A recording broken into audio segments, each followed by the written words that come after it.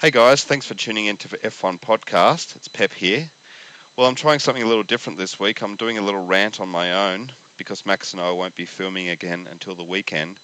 But I really felt compelled to do this short video just to give you my feelings on the accident between Sebastian Vettel and Mark Webber at Turkey.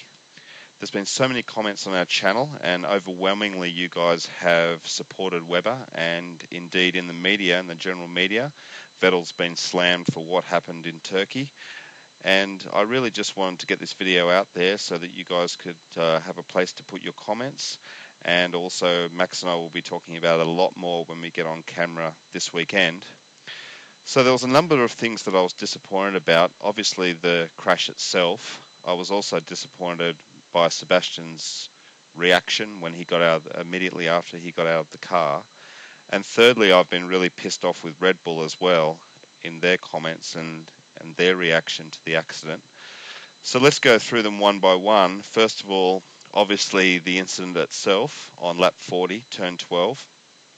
I was really surprised that it happened, and it was pretty obvious to me in the lap or two leading up to that Sebastian had a much quicker car.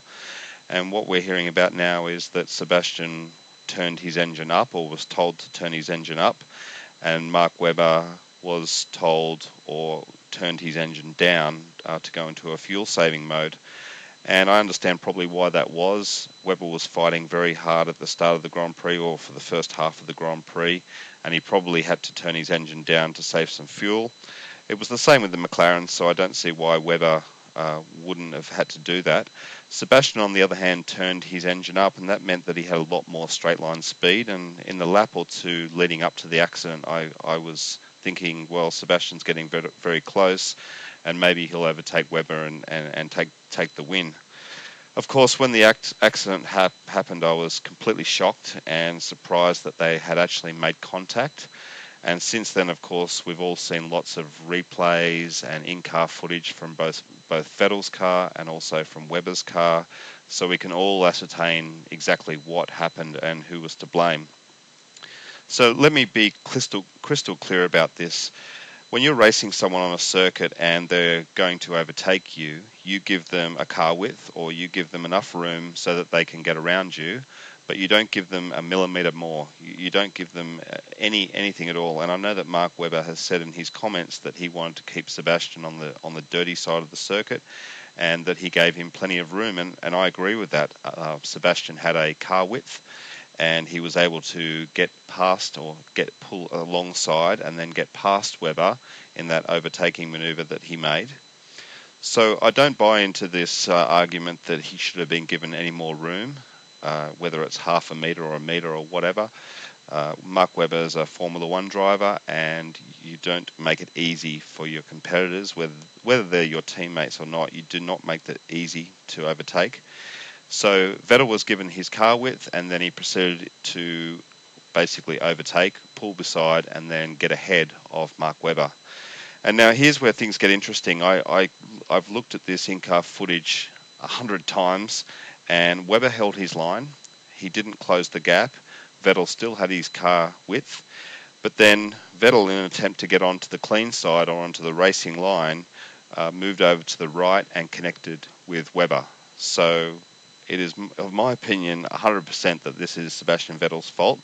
He pulled over too early, and he didn't just clip Mark Webber's front wing or something like that and just clip him.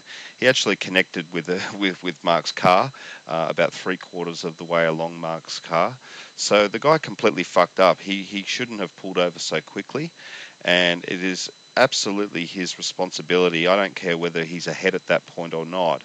There's another car on the racing circuit, and he would have been, very, very close, and there's no way that he should have pulled over that quickly. And if he had have clipped the front of Mark's car, I could have maybe put it down to a racing incident or something like that, but he didn't do that. And so for me, it's very clear Sebastian was way too aggressive, and he's probably been stewing for the last couple of Grand Prix and probably most of the race, because Mark was leading the race and he wanted to get by, and he completely fucked up that overtaking manoeuvre and connected with Mark Webber. So then, of course, Sebastian's rear right tyre was destroyed and he had to retire. Mark went off the circuit and was able to change his front wing, continue on and get his third place, his podium. So from Sebastian's point of view, not only did he cause that accident, in my opinion, but he also stuffed up his championship point situation, because if they had have got first and second, then the gap would have only been 7 points. But as a result, now Sebastian's got 0 points and Mark Webber has got 15 points out of the Grand Prix. So not only did he do the wrong thing, but he's also got less points. So the second thing that really disappointed me was when Sebastian got out of the car and he was doing that sort of crazy symbol before he took his helmet off and then when he took his helmet off. And I just thought, you dick, what are you doing? It's pretty obvious here that this is, that Mark Webber wasn't doing something crazy, and you're just a little too emotional and you're probably just a little bit too immature. And I was really, really disappointed with that. It's not something that you do, especially to your teammate, and it shows a lack of respect. And I thought that Seb really, really should not have done that when he got out of the car. And third of all, since then, Sebastian went to his pit wall and then was whisked away to his motorhome, and everyone gave him a little hug and said it's okay. And I was hoping that, first of all, Sebastian would apologise, which he hasn't, and he won't.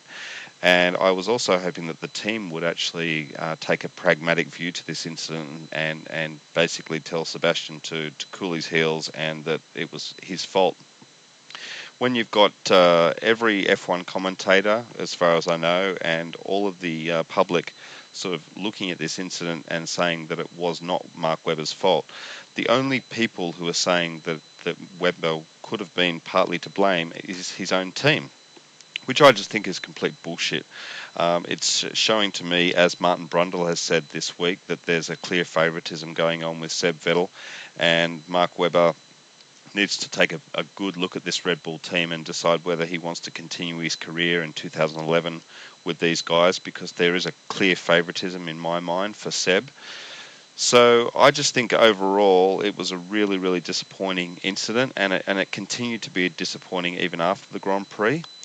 So I really hope that we're not going to see any more incidences like this going forward. I'm not confident that we will, but I'm hopeful that we will, and that these guys can race cleanly, as the McLaren showed later in the Grand Prix with Jensen and Lewis, nearly touching but still racing cleanly and overtaking each other.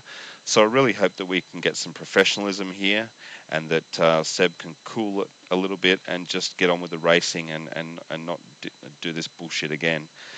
Just to finish, I want to say that I think Mark Webber has been extremely professional and has been watching his words very closely. So we'll have to see how that continues in the future. But I congratulate Mark for the way that he's handled himself with this situation. So guys, let us know your thoughts. Leave your comments. Max and I will be filming on the weekend and talking about this in more detail. So we'll see you soon for the next video. Bye.